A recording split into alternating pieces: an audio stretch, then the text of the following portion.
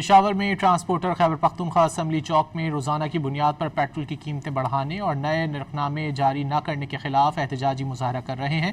اس بارے میں مزید جانیں گے ڈان نیوز کے نمائندے محمد اسرار سے۔ اسرار، بتائیے کیا کہنا ہے مظاہرین کا؟ جی بالکل، پشاور خیبر پختونخوا اسمبلی چوک میں ٹرانسپورٹروں کی جانب سے احتجاجی مظاہرہ جا رہی ہے۔ ٹرانسپورٹروں کا کہنا ہے کہ پیٹرول کی قیمتیں روز بروز زیادہ ہو رہی ہے، جبکہ ٹول ٹیکس میں بھی اضافہ ہوا ہے۔ اس وجہ سے ہم احتجاج کر رہے ہیں۔ ہمارے ساتھ ایک ٹرانسپورٹر موجود ہے، ان سے بات کرتے ہیں۔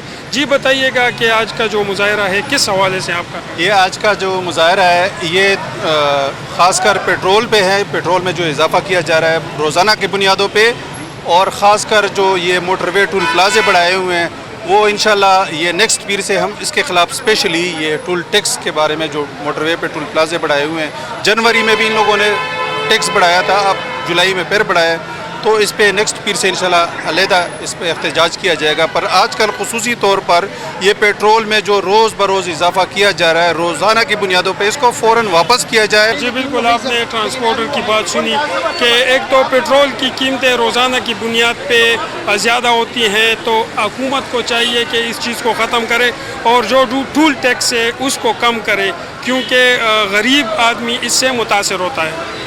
جی